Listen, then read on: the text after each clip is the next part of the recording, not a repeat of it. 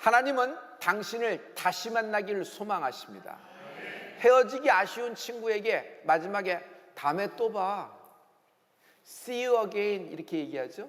다시 만나자, 다시 만나요. 다시 만나기 싫은 사람에게 다시 만나자 그러진 않아요. 아 그래, 끄떡끄떡 네네네 하고서 이제 헤어지는 거죠.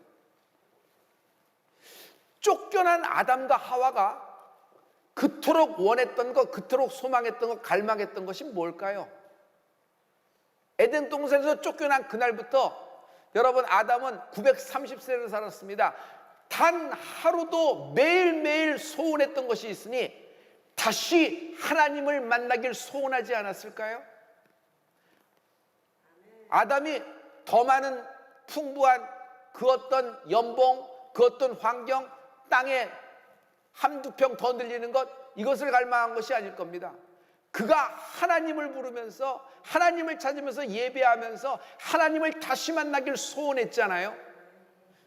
오늘 하나님은 당신을 다시 만나기를 소원하십니다. 성도 여러분, 내 앞에 문제가 있어요. 하지만 어떤 문제가 있든지 그 문제를 풀 수 있다. 하나님을 재발견하라. 인생 부자가 있죠. 돈이 나를 부자로 만들어주지 않습니다. 하나님이 내 인생을 부자로 만들어주시는 것입니다. 그러므로 이건 돈하고 무관한 이야기예요. 성도 여러분, 오늘 하나님을 다시 만나 재발견하는 은혜가 있을지어다. 매너리즘이 있어요. 전문가들에게 많이 나타나는 현상이죠. 한 일에서 한 10년 이상, 15년 이상 똑같은 일을 계속하면 능수능란합니다. 노련합니다. 그래서 실은 어떤 스포츠 구단에서 가장 연봉 많은 선수가 그 구단의 시즌 하나를 온통 잡아먹을 수가 있어요. 왜냐하면 너무 노련하기 때문에 그냥 슬럼프로 확 들어가 버린 거예요. 영적인 매너리즘도 있습니다. 영적인 매너리즘에 있으면요, 차지도 뜨겁지도 차지도 않아요. 일정한 온도를 유지하나 될 만한 일에만 도전합니다. 어떤 위험성이 있거나 많은 에너지를 집어넣거나 내가 실제로 말뿐이 아니라 몸까지 움직이면서 해야 되는 어떤 하나님의 일에 대해서는 도전하지 않습니다. 스위치라는 것이 있어요. 노련한 사람입니다. 스위치가 딱 켜지면 그 일의 제스처와 그 일의 언변과 웅변이 나옵니다. 그리고 사람의 포인트를 알아서 티키타카가 되며 여러 가지 감동을 주기도 합니다. 그러나 이것은 노련한 것뿐입니다. 왜냐하면 그 이전에 그 뒤에 숨어있는 그 역사가 있어야 돼요. 이런 거죠. 많은 기도한 후에 여러분 그 1분 기도가 역사가 일어나는 거예요. 10시간의 기도, 5시간의 기도, 그리고 하나님을 향하여서 막 갈망하고 하나님께 요청하고 막 그렇게 뒹굴다가 그 30초의 기도가 하나님의 성령의 운행하심이 있을 줄 믿습니다. 더 이상 설렘이 없어요. 예배를 해도 더 이상 성도를 만나도 마음이 뛰질 않습니다. 상투적인 기도, 상투적인 얘기만 나올 뿐입니다. 성도 여러분, 코로나는 내게는 충격이었습니다. 기존의 모든 판을 다 흔들어 놓고 바꿔 놓았습니다.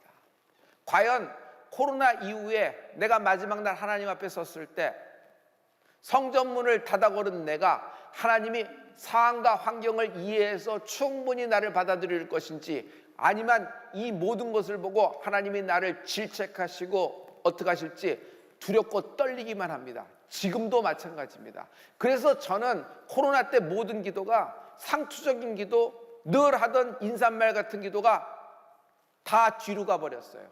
나의 기도는 텅 빈 성전에서 하나님 살려주세요, 하나님 살려주세요, 제발 살려주세요, 하나님 도와주세요, 살려주세요.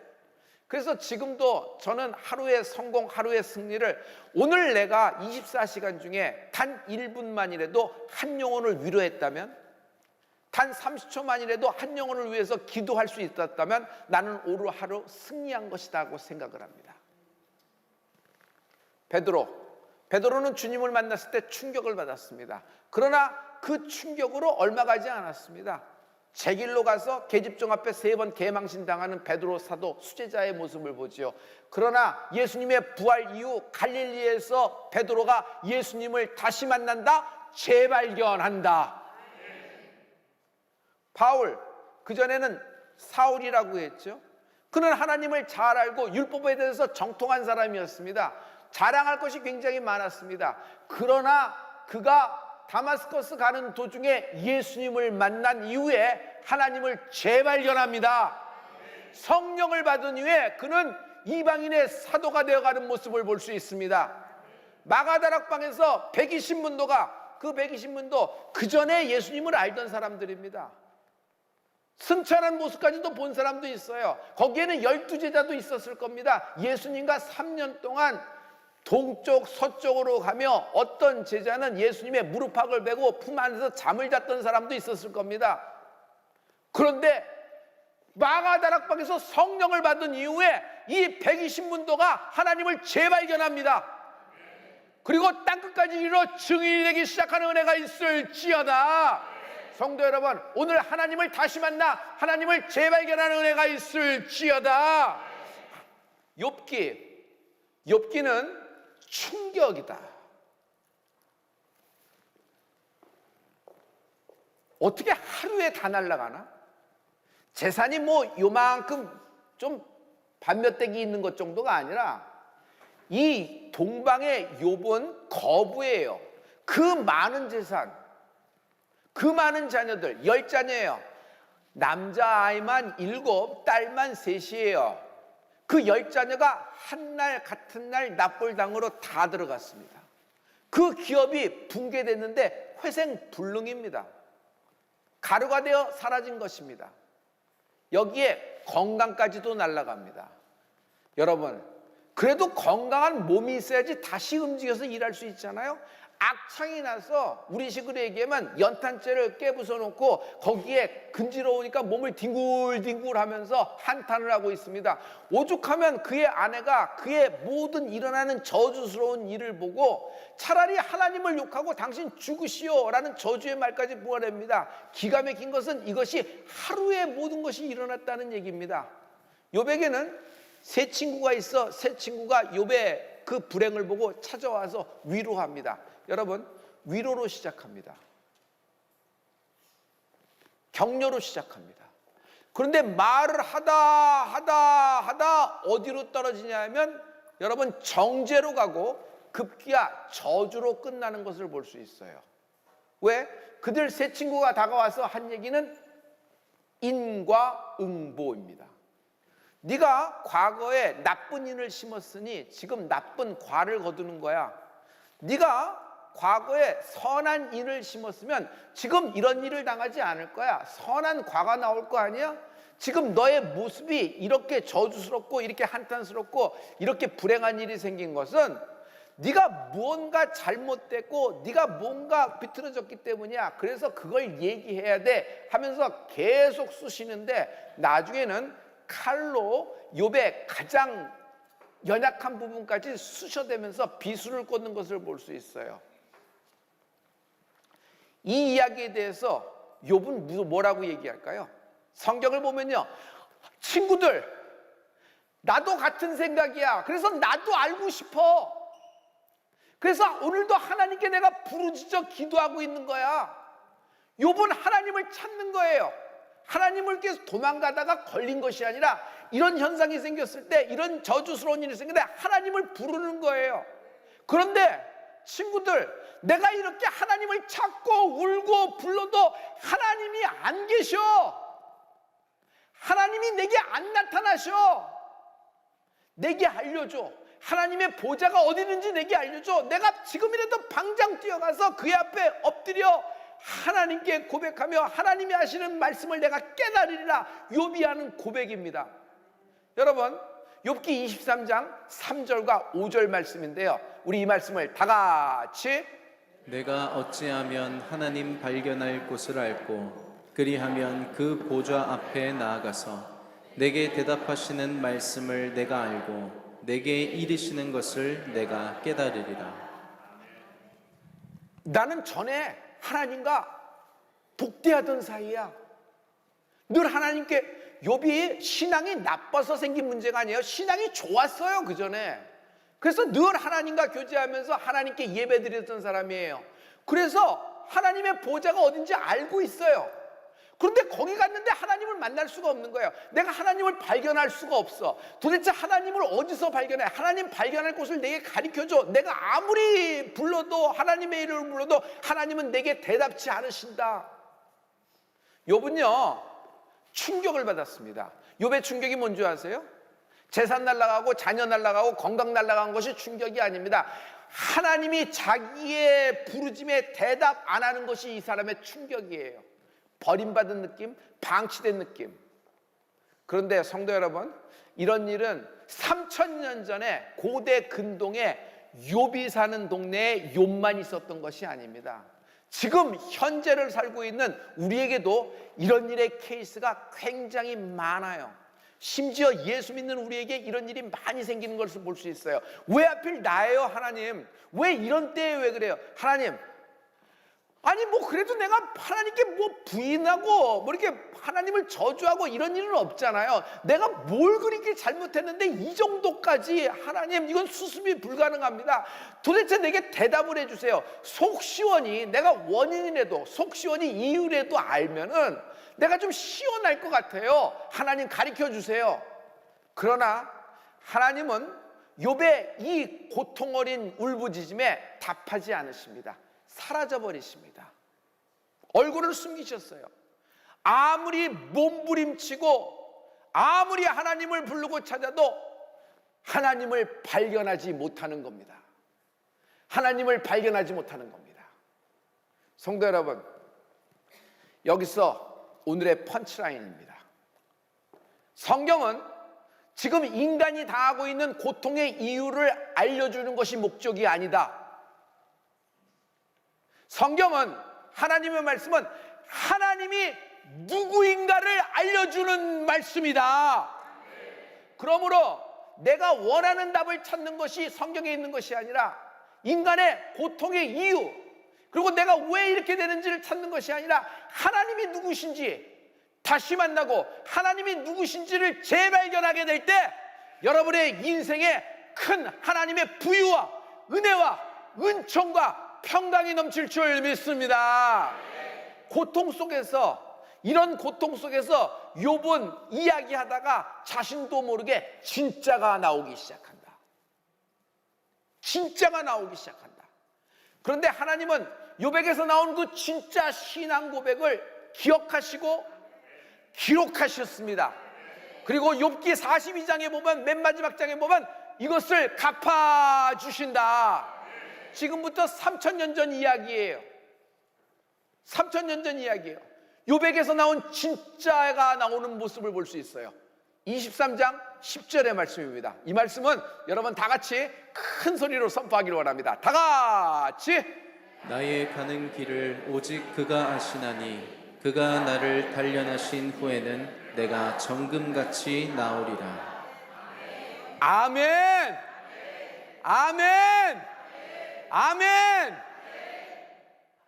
비록 지금은 내가 고통 속에 헤매며 내가 아무리 울부짖어도 하나님은 내 울부짖음에 외면하시고 침묵하고 계시지만, 이 시련이 끝나면, 이 환난이 끝나면 반드시 하나님의 뜻이 내 인생 가운데 이루어질 줄 믿는다.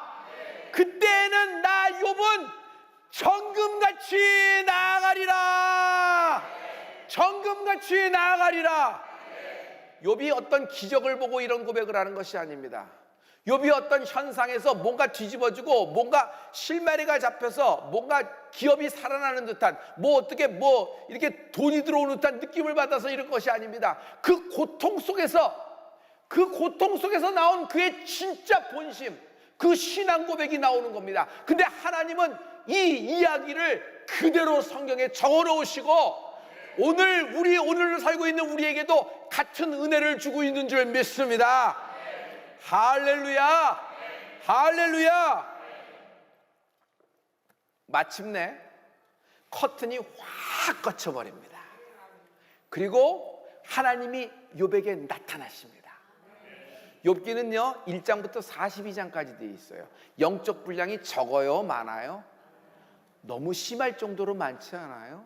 뭐 이거 이사야서도 아닌데 한 사람의 인생 얘기를 뭐 기승전결 이야기, 여러분 그렇게 기생나합의 위대한 모험성이 있는 얘기 참 믿음이 있잖아요. 근데 그것은 뭐 몇 장에 지나지 않아요. 그 장에 지나지 않아요. 근데 욥기 얘기가 뭐, 욥의 얘기가 뭐 이렇게 대단하다고 1장부터 42장까지 활애를 해서 구약에 이렇게 통으로 적어 놓으셨나요?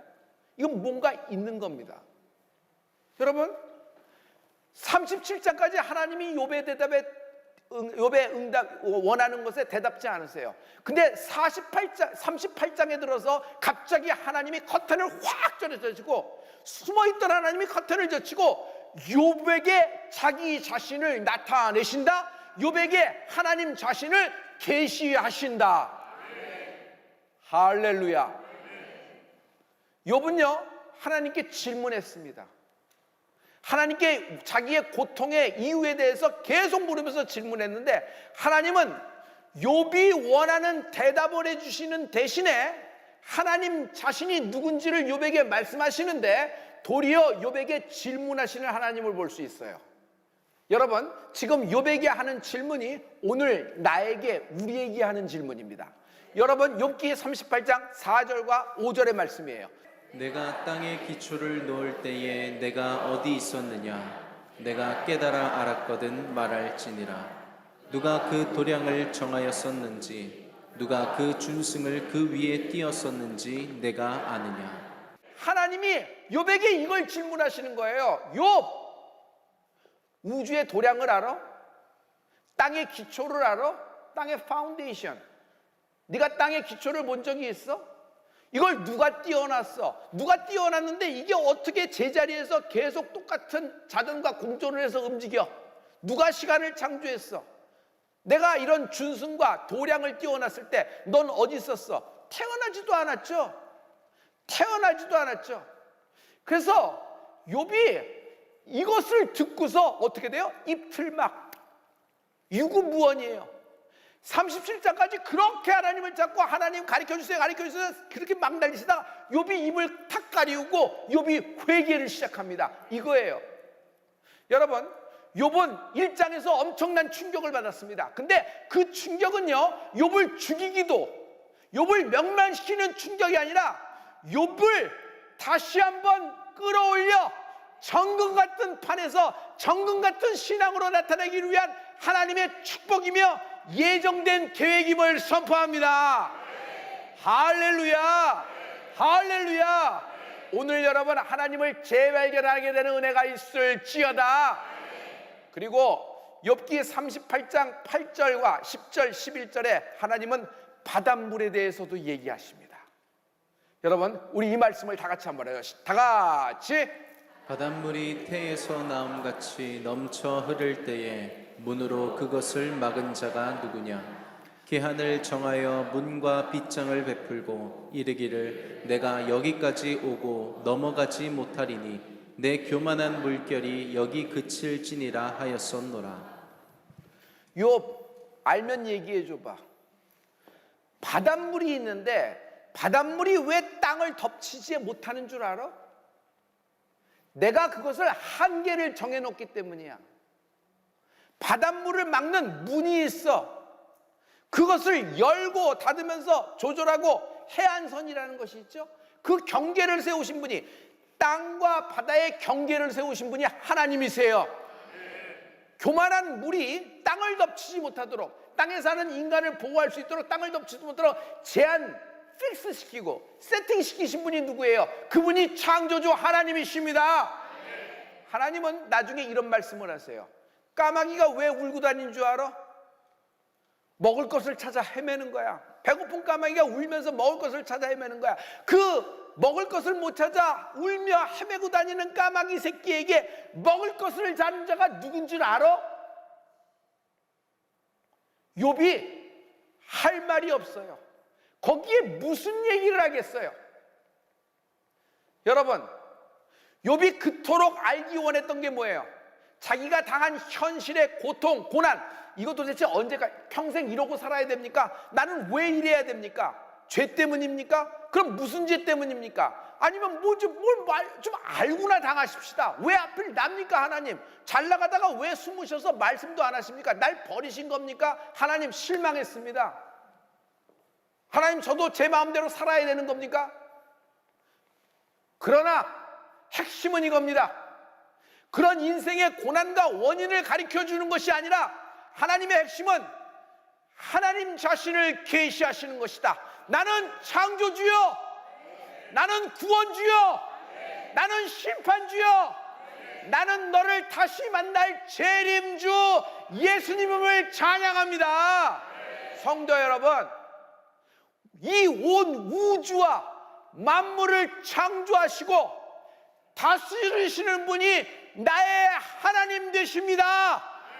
이 하나님이 나의 아버지 되세요. 무엇이 문제가 되겠는가? 나의 당한 현실에서 어떤 고난, 어떤 불행한 일, 어떤 문제가 이 전능하신 하나님 앞에 문제가 되겠는가? 성도 여러분, 하나님 재발견하는 은혜가 있을지어다. 재발견하는 은혜가 있을지어다. 요한, 십자가 끝까지 쫓아간 예수님의 제자, 가장 사랑 많이 받았다고 자칭 타칭 얘기하는 요한. 그러나 예수님의 모친 마리아를 봉양하느라고 간증 집회 한 번도 못해요. 도망 다니느라고 그 마리아 음식 수발, 빨래 수발, 생활 수발, 일상 수발 다 들고 다니느라고 장가도 못 갔어요. 부흥회 하나도 못하고 제자도 하나도 못 만들었어요. 그리고 교회 개척 하나도 못했습니다. 여러분 생각해 보세요. 지금은 자신과 함께 활약했던 12사도 1세대 제자들은 다 순교했습니다. 그들의 제자까지도 나와서 순교했고, 지금 사도 바울이 나와서 사도 바울의 제자들이 활약하는 때예요. 여러분, 사도 바울이 기가 막히지만 요한의 입장에서 봐요. 요한은요, 예수님과 3년 동안, 그리고 부활의 현장, 십자가의 현장, 마가다락방에서, 바울은 그렇지 못했잖아요. 그러니 요한이 있는 참담함은 이루 말할 수가 없습니다. 그가 마지막에 밤모섬에서 90이 넘은 나이에 모든 밤모섬에 지중해로 떨어지는 턱양을 바라보면서 자기 인생을 보면서 기도하고 있을 거예요. 근데 갑자기 모든 인생이 다 끝난 것 같은 막다른 이제 마지막 지점에 하나님이 갑자기 그에게 나타나셔서 하나님 자신을 계시하신다. 요한, 네가 왜 이런 일을 해야 됐고 이렇게 살아왔는지에 대한 이유를 속 시원하게 하나님은 얘기하지 않으세요. 오히려 요한에게 하시는 말씀은 계시록으로 나는 알파요 오메가라, 처음과 나중이라, 마라나타, 끝. 이게 계시록 아니에요? 거기에 요한의 이후의 인생에 대해서, 기승전결에 대해서 하나님이 말이 있어요, 없어요? 하나도 없어요. 그런데 요한은 하나님을 만나고 하나님을 재발견하는 거예요. 그분이 사랑이다, 하나님의 사랑이시다, 이걸 재발견함으로 요한일서, 2서, 3서를 쓰고 요한복음을 쓰고 마지막 때 쫙 나가는데 드디어 하나님의 사랑의 빛을 여러분 끝까지 나타내는 그런 사도가 되는 것을 볼 수 있습니다. 성도 여러분, 이겁니다. 하나님은 오늘 당신이 그토록 듣고 싶어하는 속 시원한 대답을 들려주기 원하시는 것이 아니에요. 하나님 자신을 여러분에게 계시하고 계시는 것입니다. 이것이 나의 풀림이며 이것이 나의 응답이며 이것이 나의 신앙 고백이 되길 예수 그리스도로 축복합니다. 할렐루야. 하나님은 성령으로 나를 계시하고 계시다. 하나님은 성령 강림, 성령으로 내 안에 오셔서 나와 영원토록 헤어지지 않고 영원한 임마누엘이 되신 하나님을 찬양합니다. 할렐루야. 여러분의 어떤 문제도 전능하신 창조주 하나님 앞에 나갈 때 그 문제는 티끌처럼 여기게 될 거예요. 가루처럼 여기게 될 거예요. 성도 여러분, 그렇지 않아요? 지금 그 창조주 하나님이 내 앞에 있다고 생각하면 내가 무엇이 두렵겠는가? 내가 무엇이 겁나겠는가? 내 불안함, 내 두려움이 어디서부터 온 것인가? 오늘 이 불안감, 두려움, 슬픔, 수치에서 해방되어 창조주, 재림주, 심판주, 구원주 되시는 예수님을 만나는 은혜가 있을지어다.